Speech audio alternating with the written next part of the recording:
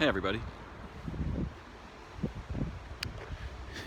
It's kind of funny how I start my videos, right? I greet everybody. Of course, I have no idea, really.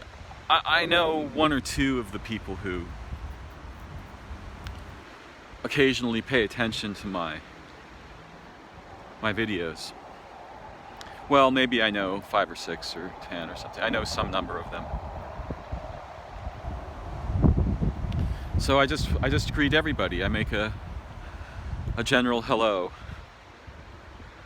And you know, I'm really grateful to the people who watch my videos, not because I profit, as most of you are aware.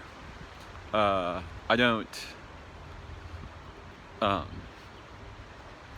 allow advertising on my videos. Advertising is actually something I despise, morally, ethically, aesthetically, intellectually, viscerally. It's one of the, but I'm sort of grateful to it in some ways. It's instructed me what to avoid in many cases. But yeah, I think advertising is one of the terrifying evils of our modern age. Of course, there are thousands, and I'm not sure exactly how high up on the chart advertising is. I am once more in the botanical gardens in the children's garden. And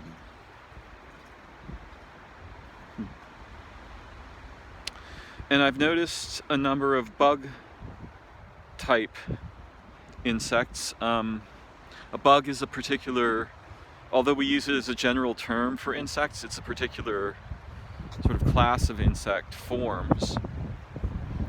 And I've noticed some on the pavement. When I'm not making videos anyway, I'm less good at it when I'm making videos because I can't easily pay close attention to my footfalls, as I discovered a little while ago when I stepped right onto a yellow jacket nest.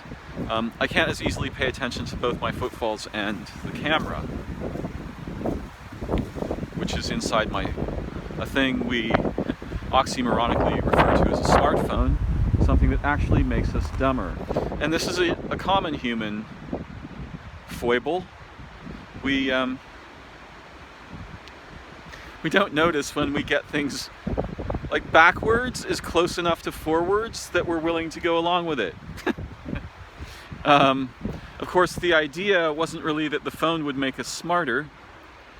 And originally it was called a cell phone although that's even more terrifying. And there's something going on here with us and how we name things that ordinary people are not aware of, schizophrenics are too aware of, and creatively minded people find remarkable and perhaps non-toxically fascinating. Whereas the schizophrenic fascination, wow, this old owl pellet, oh wait, that's not the owl pellet, that's actually, wow, that's really interesting. So I know the origin of this stain here, and it's more than 6 months old. This is where most likely a coyote vomited up the coyote version of a owl or raptor pellet. I'm going to show you one of these bug creatures that I'm talking about. I've noticed that they have much better eyesight than one might suppose. In any case, the schizophreniform mind, and we should be aware that all of us have some degree, we're all slightly Aspergers-y or bipolar in that we have, mood cycles, and schizophrenic in that detail can replace the gestalt and suddenly leap out to us as the most important thing. And we can find so much detail that the detail starts to look supernaturally connotated. Cabbage moth, I think. One of the amazing things about those creatures, if you get to look at them while they're relaxed in flight, is that the black spots on their wings will compose what I believe is called a lemniscate, or the infinity symbol, when they are fluttering slowly enough for you to track this.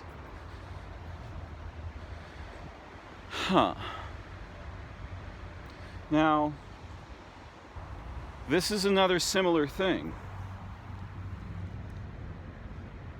but it's the one I showed you previously that I remember seeing when it was fresh, because I know where it was. And of course, one of the things where I got started here was that it's harder for me to pay attention to my footfalls, and I tend to,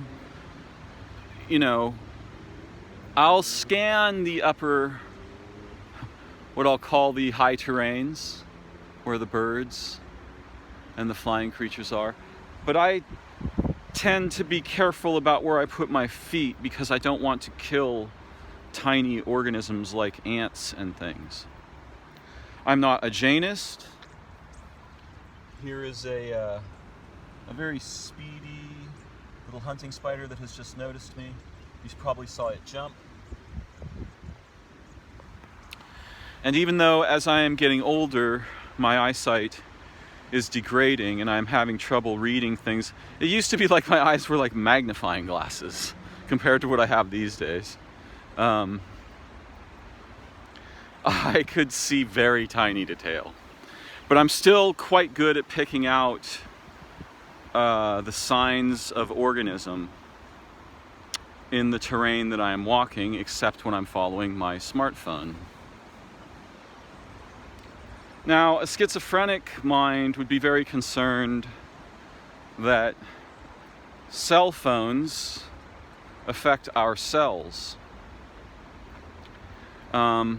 I, though not formally schizophrenic, I have what some friends of mine and I are calling Phrenic states, which are states we ascribe to people who are capable of deep intellectual prodigy, in part because they are capable of abstracting themselves from the context they're in and sort of orbiting, right, satellite-like a library or constellation of ideas and perspectives and subjects and relationships. And my friend, who is working on a theory and perhaps may well write a book, is arguing. He went looking for a chink in the armor of Iain McGilchrist, one of my heroes, because I was already writing about the topics that Iain eventually wrote a vast and brilliant tome on in his book, The Master and His Emissary, The Divided Mind and the Waking of and the Making of the Western World, if I've got the subtext correct. And my friend, Dr. Baru, really hated this book. And part of why he hated it is because we'd been having a long-standing argument, and I was arguing Iain's perspective, which is essentially that our cultures are the shadows, the lethal and deadly shadows of the left cerebral hemisphere's inclinations when divided from the balancing aspect of the right hemisphere. Of course, unfortunately for us, the right hemisphere is primarily, apparently, active, or most active when we are asleep and dreaming, and the left hemisphere can kind of clamp down on consciousness while we are awake and sort of take over the helm of the ship, so to speak. Now, this is a very complex topic, and lilacs are here. And that's an example of switching back and forth between, the intellect and what's going on right here. In any case, my friend Kevin wants to argue that, you know, what we're going to provisionally refer to as Phrenias or Phrenic Minds are responsible for many of what we consider to be the finest advancements in human technology and culture, and that those, he's going to argue, are what are going to save us from the current situation we're in. This is an old argument. It's one we've all heard before. I was inundated with it as a child and believed it. It was a religion. It was a thought religion. And the religion was that as we, you know, advance technologically, what we're going to do is we're going to no longer need to enslave everybody to make consumer goods. Machines are going to do that, and we're going to solve war, and we're going to kill, you know, we're going to eliminate disease, and we'll get to live in utopias. And while my friend Kevin's vision isn't quite so Disney-esque, and by the way, Disney was one of the purveyors of this vision. Back when I was a kid, Tomorrowland was a big deal. And we were told, you know, we're going to not need to fight wars. We'll be able to unite humanity in a noble, intelligent society, and we'll be able to, you know, preserve the environment and eliminate disease and have incredible education. What we got was the opposite of all that stuff. That program was delusional. And it's, I think, more delusional now than it ever was. To make that argument circa 2020 is to be so blind as to miss the sun. Or really, maybe something more like the opposite of the sun. The gaping black hole of insane, disembodied meta collectives and little groups and corporations and shit that are ripping the history and future of life on Earth to shreds, along with whatever potentials for human intelligence might exist at the group level. Now, interestingly, at the individual level, we have astonishing examples of actual advancement. I was just listening to one of them, someone I find rather annoying, slightly annoying, actually is the better phrase, because he has pet, I mean, I do too, just to come clean, but his particular pet, wow, now here's a very similar, if not the same spider. Nope, it's not the same. It's just really fast like the other one.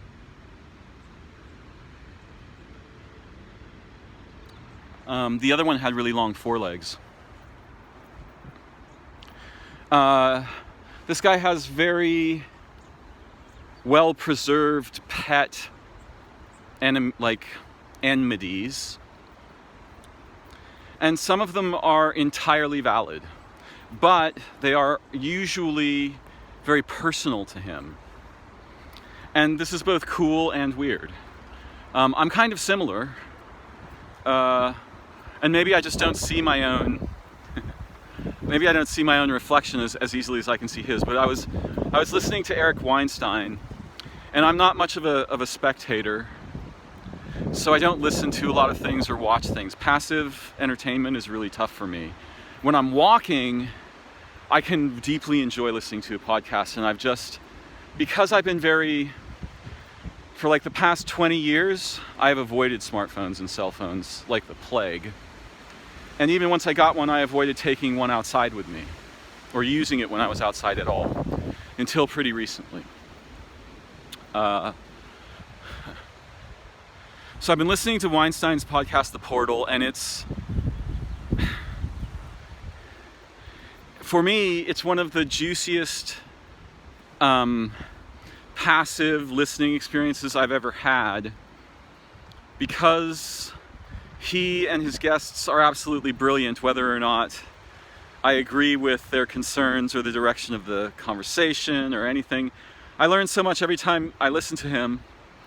I love his vocabulary. He's so articulate. He's so broadly deeply educated that I've never really come across anyone quite like him, even though I've known a few very intelligent people, and I've been accused of being very intelligent myself on occasion. But to go back to the topic I was starting out with, my friend Kevin, he's got this theory that he wants to attack Iain McGilchrist's theory with. And McGilchrist's theory is that the helper, right, has overcome its own origin, the rightful sovereign to the throne of human consciousness and social glue, coherence, the sort of the emissary of the mind, the little part, the intellectual, abstractable, the guy who does abstraction really well, the girl who does abstraction really well, has overcome and dominated and thus largely subjugated and submerged the aspects of our essence and humanity and organismal nature that must and are the rightful sovereigns of the, if we think of it as a kingdom, of the throne of consciousness, right? And this is why we have all the problems in our society. This is one of the fundamental roots of the problems that we suffer. And I agree with him. And ancient cultures were aware of this. The story of Cain and Abel is a story about this. There are indigenous stories about two brothers that are very similar. Although in some cases, the Cain-like brother, left hemisphere-like brother, does not kill its brother. They become allies. And I'm not going to go into the lateralization discussion, which I often do. I'm just going to say that my friend's theory is that these sort of phrenic state that our modernity is in part the result of and properly beholden to this very domination, this rather factual domination that McGilchrist argues is toxic and catastrophic, and that without it we wouldn't have computers and atomic bombs and smartphones and cell phones and radio waves and all these things. And my friend seems to think that would be a terrible tragedy. I don't. Because these things here are so far advanced beyond our machines that we will never catch up to their complexity or intelligence. Ever. It's unlikely our species will ever be able to compose a computer capable of a full-scale simulation of anything like the activities at the surface of an animal cell on the atomic level. Right now, just to do the molecular level accurately, like to get everything in there, would probably require more computing power than we've ever employed thus far.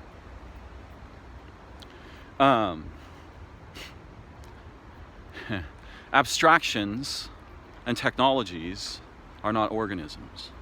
They're not intelligent. They do not learn. They are objects. And they compete against the capacity for humans to survive and be intelligent, at least to the degree that they appear to support and entitle our convenience. And I was thinking, before I began this video today, I was thinking about topics. I had a couple in mind. But before I lose my train of thought here, which I sometimes do, I personally am very concerned about the idea of electrosmog. The schizophrenic concern that the cell phones are actually somehow employing our cells in a mechanically dominated process is something I'm concerned about. And some people will say, well, Darren, you just don't understand radio waves in a sophisticated enough way to realize that they're not affecting your cells at all.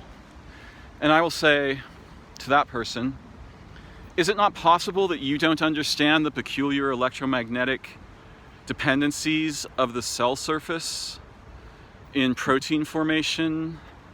And, oh wow, the Golden Gate Bridge is making the doom sound again today. I had thought perhaps they had repaired it, but they haven't. So we have this apocalyptic hum in the background when the wind blows apparently from the west. And it's extremely science fiction-y. And that's an interesting coincidence, right? Because here I am talking about, problems with technology and the kind of left cerebral hemisphere-led domination. But yeah, I would just argue that, is it not possible that maybe we're both right? Because it's certainly true that I don't understand radio wave transmission well. I don't understand what it takes to penetrate the skin or affect cells. But what I know about our research is that we tend to just kind of gloss over dangers in order to acquire the capacity to deploy technologies and thus profit from them. And that is catastrophically stupid and gets us in trouble over and over and over again. And by the way, in a previous video, I think I mispronounced glyphosate. I think it's actually pronounced glyphosate. And it isn't from Dow Chemical, it's from Monsanto. One of my viewers mentioned this to me. And I like to be corrected. I don't want to remain ignorant or make mistakes that I can't go back and learn from or reframe. Yeah, I don't know if you can hear it, but there's like this Tibetan bell sound that dominates the city for miles, right?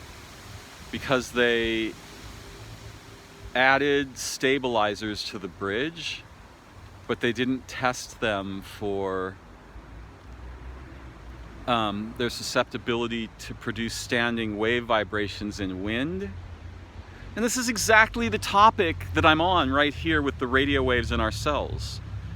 We don't sufficiently understand biology to be clear about what is harmful or not, except in a to some relatively crude degree.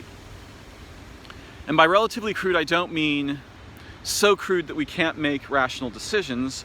I do mean so crude that we're bound to make terrible mistakes. And whether electrosmog is one of those or not, remains to be disambiguated. Unfortunately, we don't want to be the guinea pigs that, produce the disambiguation. And one of the things that's going on right now in our common popular culture is that there are a number of people who are claiming that what we are calling the novel coronavirus and many of its consequences are actually the results of environmental toxification, electrosmog, and similar kinds of things. So they're saying it's not a virus, it's an environmental syndrome. Now it's weird how difficult it is to tease apart these two things. Because there certainly is a viral pathogen. But the origin of that pathogen is, in a sense, precisely the thing that the people who are arguing there isn't one, well, not precisely. It qualifies, right, as an environmental, as a result of human environmental misbehavior. Catastrophically, rapacious, malignant misbehavior over decades, right, at least. Though we've been wiping out the megafauna for tens of thousands of years. Wow, the bridge is really ringing. It's really intensely ringing. So, probably there's truth to both things, although we can associate causal causal validity to a specific array of,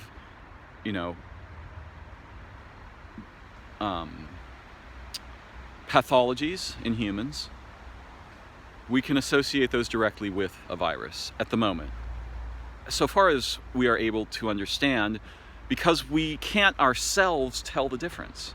We depend on experts to tell us the difference. We don't have electron microscopes in our house. It would probably be kind of scary if we did. And most of us are not trained epidemiologists or virologists or even doctors or nurses. So we depend on classes of, people that our society has endowed with skill sets and equipment to tell us what's going on. We don't have first-hand access to the truth or the information or causes, right? And certainly there are there are features of the collapse of the biorelational environment on Earth caused by humans, right? Anthropogenic ecological catastrophe and change, that we are subject to the repercussions of. In fact, I would argue we are subject to the repercussions of all of those phenomena. However, so we have here are two different phenomena, right? We have the sudden emergence of a pathogen, and I am going to predict that it will be discovered that that pathogen did not first emerge in China in 2019. I'm going to predict that pathogen first emerged elsewhere, possibly as early as mid-2018. And I will happily correct my position if the future shows me to be wrong. But one of the things that goes on between humans and nature is that we don't catch up, right? Our ideas and knowledge, it never catches up. Nature is 1 trillion years ahead of us, to put it mildly. And you might think that's an exaggeration. You'll say, well, the universe isn't even that old. Yes, well, there are other ways of thinking about time than those the humans are commonly comfortable with. And some of those methods are very important to understand if you want to understand what's going on with organisms that make structures like this.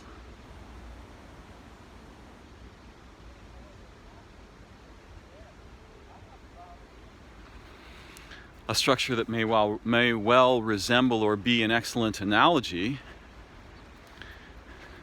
for states of mind. Consciousness, awareness, memory, dreaming, experience, enthusiasm, insight, awakening, creativity.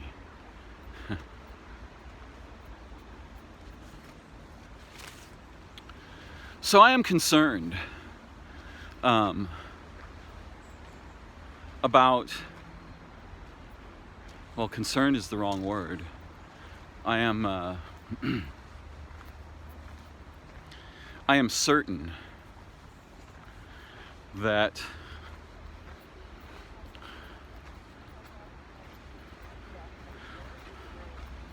while there have been astonishing advancements in technology and understanding and science and art, the cost is far too high, and most of it doesn't look like progress. It looks like something that mimics progress while delivering atrocity. If progress means more sophisticated technology, we can check that box. If progress means more intelligent societies, we got it backwards. Because what we're getting are societies that are actually growing more blind as our technologies, and disoriented as our technologies advance. Which is something we might expect if, for example, being buried in mechanically produced radio waves 24/7, 365 isn't a good idea for organisms, which seems pretty fucking likely to me. I've seen people attempt to make solid arguments against this concern, and some of them were convincing. I still don't believe it. So I have a pet, I have a pet anguish, a pet concern myself, much like I accused Eric of having. And I will admit it. But I love to listen to his show. It's like vitamins for my vocabulary and my memory and my intellect and my ability to think about ideas. It's really a wonderful thing, and it often seeds my videos as I sometimes listen to it before making them. But it seeded my video today in a number of particular ways. He was speaking with an economist, and he himself is extremely well educated in economics. And at the beginning of the program, he said something like, let's set the topic to the apocalypse. And his guest said, they had a complex conversation that I'm going to condense very clumsily, but essentially his guest said, if we knew that the span of time of life was eternal, that there was no, set endpoint or likely catastrophe, we would not be well motivated to accomplish great things. And this is an unusually interesting perspective that I have shared, because a number of people that I know have said, oh shit, it's over, we're done as humans, we fucked up, we pulled the death switch, it's over. And to these people I often reply, no, you've got that backwards. The house is always on fire. There never was a time when the house isn't on fire. An asteroid can hit the Earth, you don't know when you're going to die. So the fact that the house is on fire is not cause for despair, it's cause for heroism. It means that because life is delicate and beautiful, we are called beyond the pale expanse of our ordinary concerns with convenience and hedonism and self-preservation and comfort. We're called to higher ground. We're called to heroic and urgent unifications and advancements and intelligences that we would otherwise have no need of considering. We could, like cows in the field of our dominance of nature, just chew the cud of the ecologies and produce no useful behavior.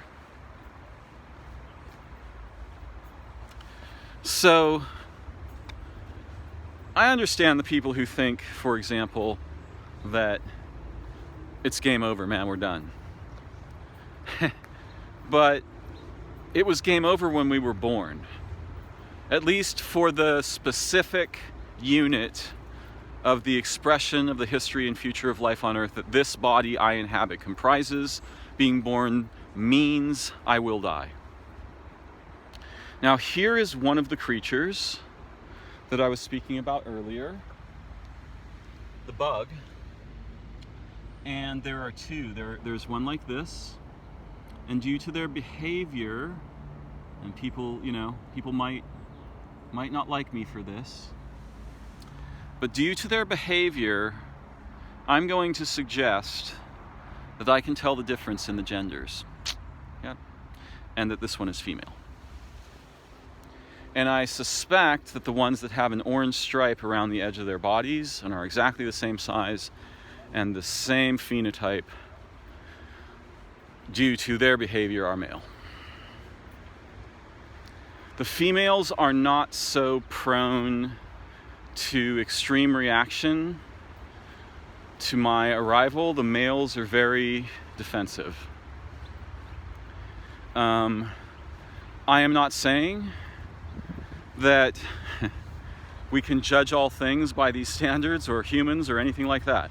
I'm saying that it's my experience as an observer of nature that in general, males and females behave in ways that one can learn to produce generalized templates of, so that upon seeing a single insect or bird, you might have a shot at determining whether or not it's male or female, and some of them just look different. A lot of them look different. Often the males are more colorful, and that orange stripe, that's color, right? Not always. Sometimes the males are drab. Sometimes the females are gigantic and the males are tiny. Sometimes the females are aggressive and fierce and the males are relatively, well, let's just say less violent. Relatively, right? As in praying mantises.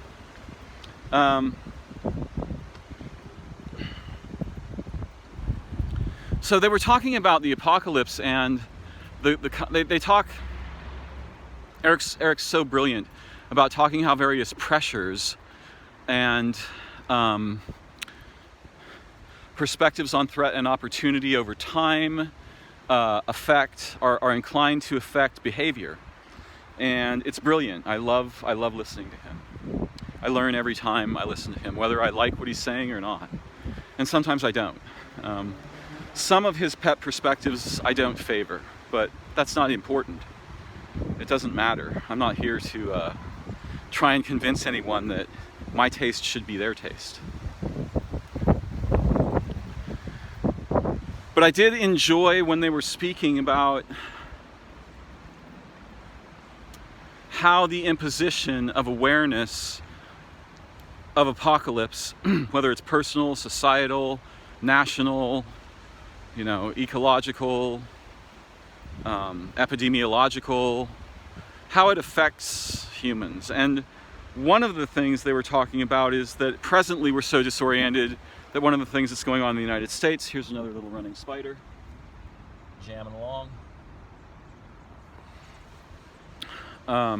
is that it's just causing people to attack each other, which is a very unfortunate situation that we should draw important intelligence from the emergence of.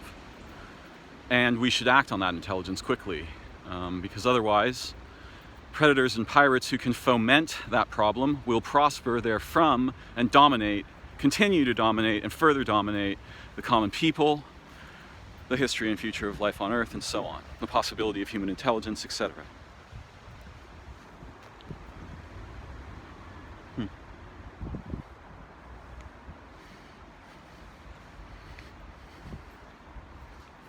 I find it interesting that the coyotes, at least these ones that made these particular regurgitations, chose right the center of the path on which the humans tread to emit their sort of package of undigested skin and bone and such that they were carrying in their bellies.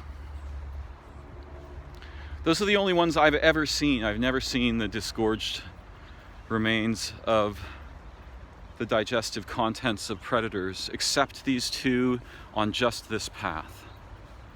Because I have not traveled far in my life, at least not physically.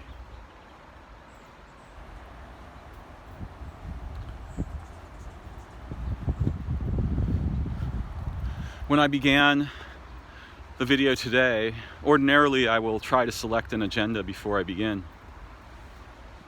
And that got me in a little trouble yesterday because I should have ended the video before I began talking about statistics, and I should have talked about statistics in a separate video. And the reason is that the topics don't fit well together. I made something that I think was relatively beautiful in my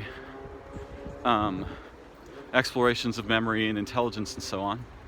And then I put kind of some poopy sauce on the top that didn't belong there by wandering into my concerns about science and statistics. This, however, is part of being human. I have to make mistakes to learn, and I'm still learning how to make the kinds of videos that I hope to make And I thank you for your patience with that process. In the beginning, when I first began making videos, I had to learn how to avoid filler words.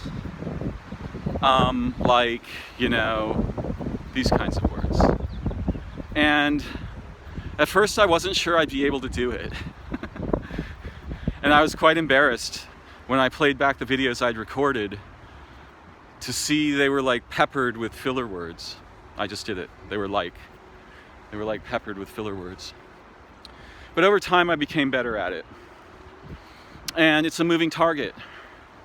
We don't achieve perfection. We tend to achieve improvement. Improvement is achievable. If we have to shoot for perfection, most of us will never get off the starting line. As if we start on lines, which we do not, unless we're racing. So, this afternoon, I had a couple of agendas, and I still have them.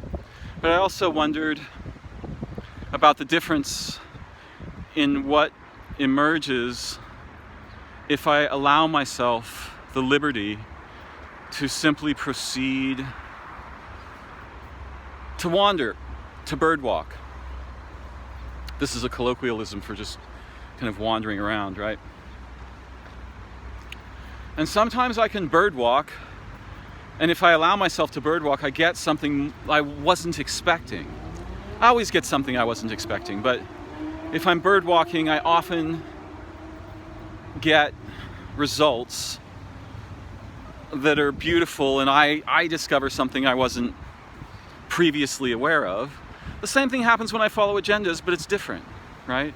It's just the sort of question of do we travel in a structured way or an unstructured way? And of course the answer is always both, and one of them tends to dominate overall, if we do the analysis at the end, but analysis is always after the fact, right? So I was wondering today, should I birdwalk or follow my agenda? And I guess I decided to sort of play it as it lays, which means, again, a little of both. But I'm going to now turn toward my actual agenda after birdwalking for a while. And sometimes for me to be able to really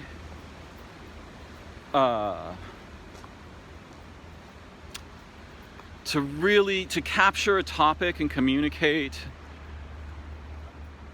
the bones and organs and skin and blood and mind of the thing, I need time, which often means I have to make a video first in which I begin the process, and then fall asleep at night and have struggles with work during the week that I hate, and then try to get food and be afraid of getting a virus and struggle with my health problems and dream a lot, I hope. And then suddenly, boom, I get a condensed, deliverable vehicle of insight.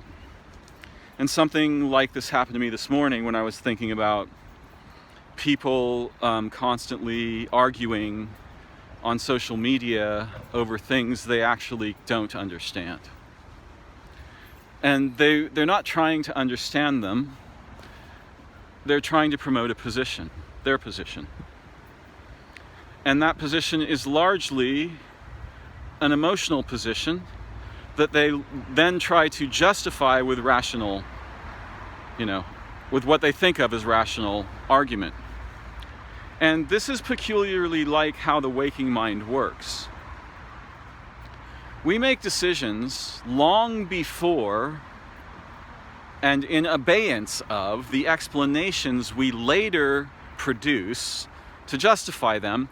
And that part of that process is the waking mind taking credit for our decisions, right?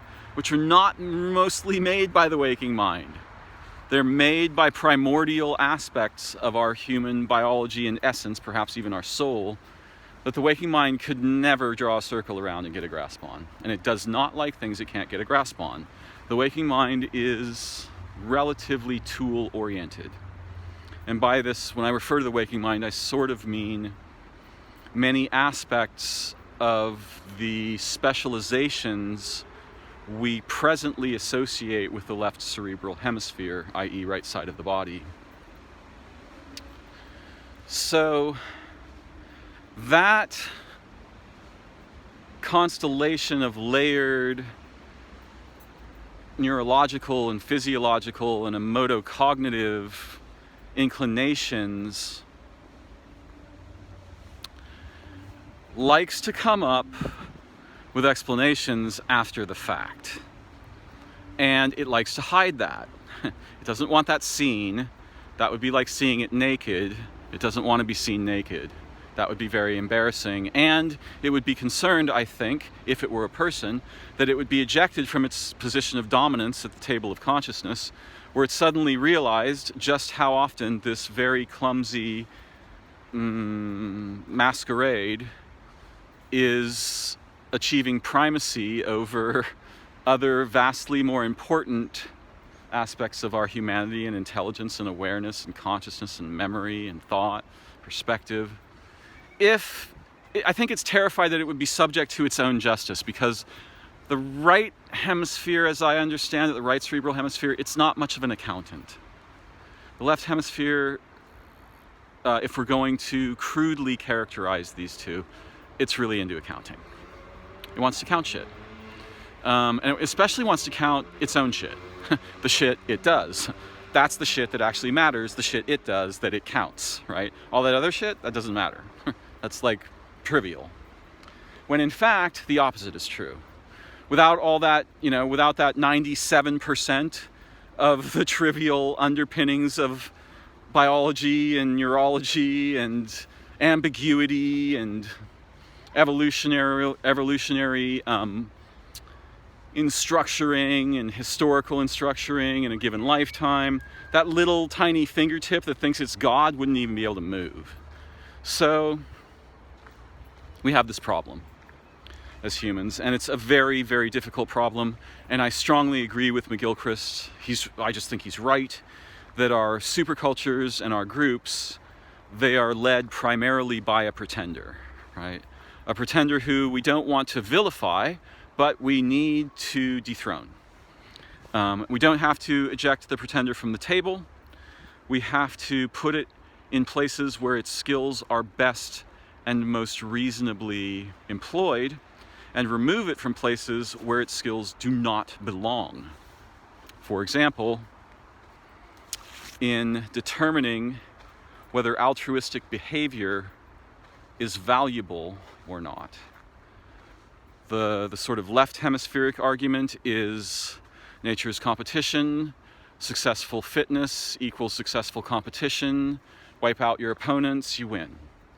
That gets everybody dead because your opponents turn out to be organs in your own body.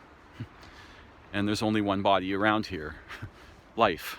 So the idea that we're separate from that is a left hemispheric-like construct, and it's a deadly construct. It won't just get us killed, it'll get everything killed if we keep playing the game that way. My point here, however, is that since yesterday, here are some pipevine swallowtail larvae on an actual pipevine plant. Or maybe, I don't know, that could be a Burberry plant. It has what looks like Burberries on it. Or maybe I see, the pipevine is wrapped around the Burberry. Okay, I get it. Disambiguation. Crazy stuff, that. And for those of you who haven't already seen this, here's a chrysalis of one of those caterpillars, and right here is the skin of one whose chrysalis probably fell off or was removed by a human. To return to the vector of my concern, people are sharing on social media, they're arguing. And they're arguing about things like, is our president an idiot? I mean, that's like arguing whether the sun is warm or not. Yes, our president is an idiot. Is he also adept at the kind of idiocy he's a professional at? Yes, he is. That's the kind of president that might get everyone killed, and will certainly get a lot of people killed, and may even decide that that's a virtue. Never before in history has there been a president who could lie through his fucking teeth in the way this guy does and get away with it. And it's astonishing, unless you understand how it came about. It's not my intention to elaborate on that history, as I have done in previous videos. But they're arguing about things like, is the president good or bad? Is there such a thing as the coronavirus, or is it a hoax? You know, was the lockdown a good idea or a bad idea? And in fact, the idea of a lockdown is nothing like what happened. What happened was more reasonably disambiguated in language as social distancing. No one was locked down. A lockdown is a thing that happens in a prison, where you're not allowed out of your cell. That's not what happened to us. That is inflammatory language employed by the media to foment outrage, anger, fear, and disoriented fragmentation of our population. Our meaning the United States population. Should we wear masks or not? And this and that and the other thing. And how deadly is the virus? Should we even be concerned about it? So on and so forth. And I have perspectives on all these things, but it's not my goal here to promote them. Instead, what I'm going to try to talk about is why all of this behavior is a smokescreen. And it's not an intentional smokescreen on the part of the people engaging in it, although there are actors engaging in it intentionally for purposes that are nefarious. The problem, it's a smokescreen because it's distracting us from urgently necessary thought, disambiguation, analysis, reason, rationality, and action together with and for each other. And when we're not doing that, if we're doing something other than that, we have lost our compass, right? And we've become disoriented, and now we're going to attack ourselves and each other. I mean, you can imagine if my own hand, right, started attacking me, right, and I don't understand it, right? And there are situations in which things like that occur. For example, people who've had a commissurotomy where their corpus callosum has been severed so that they don't have epileptic fits, right? They'll go to sort of select some pants with their right hand, and the left hand will grab, the right hand and then try to attack it and blah, blah, blah, right? And this is the kind of thing, the corpus callosum of our society, it sort of doesn't exist anymore. The thing that connects the different aspects, right? And also distinguishes them so that if one of them goes nuts or an electrical storm starts in one of them, it doesn't spread to all of them. We need both connection and distinguishing. A bird needs two wings. There's a reason why bilaterally symmetrical organisms have two hemispheres. A reason? That's not true. There's not a reason. Reasons are things humans make up in language. There is purposive intelligence in the fact that bilaterally symmetrical organisms generally have two brain hemispheres, though there are organisms like dolphins that appear to have three. Or at least three major lobes. So my point here is the common people have become confused. They never were very unified to begin with. Most of them are extremely poorly educated. The few exceptions, even on the left, are not particularly good at fomenting unity, whereas the relatively ignorant and demonstrably selfish constituents of the right are quite good, comparatively, at producing a unified front. So if the left is the intelligent aspect and the right is the selfish aspect, right now the selfish aspect is winning. And that's a crisis. But that's not my point. My point is this. When we circulate media on the internet, we are failing. We're not convincing anyone of anything. You share all the graphs and statistics and arguments and rationales you want. You're not going to change people's minds. I mean, if there's 1,000 people, you might change 3 of them, but you're going to have nearly no effect, and here's why. What's going on isn't an attempt to learn. It's an attempt to declare. And so what has happened is that the population of our nation, at least, and other nations, has fragmented into little religions of opinion. And the purpose of those religions is not to understand phenomenon or be intelligent or learn. It's to tell us from them. It's to tell who's on my side. Which extended body do I belong with? And how do I recognize others that belong with us? And how do I figure out what to do about them? So that has nothing to do with learning or intelligence or disambiguation or rationally understanding phenomenon or predicting futures or recognizing threats and opportunities. It has to do with war. It has to do with hatred. It has to do with anger, with fear, outrage, violence. It has to do with the emotions that, while we can't get rid of them, don't exactly elevate our intelligence. When I am afraid, I am dumber. When I am stressed, I am dumber. If I think I'm surrounded by enemies, I get dumber. And when I get dumber, I make poor decisions over time. I take risks that otherwise I would not take. It doesn't help me, right? Now, that doesn't mean those emotions don't have useful aspects. There's reasons why they are conserved evolutionarily in the history and development of human consciousness and experience. There's going to be a lot of wind for a minute. So what's going on online is not a conversation. It's not even an argument. It's war. People are trying to punch each other into submission to their perspective. And that has nothing to do with learning. That's a domination game.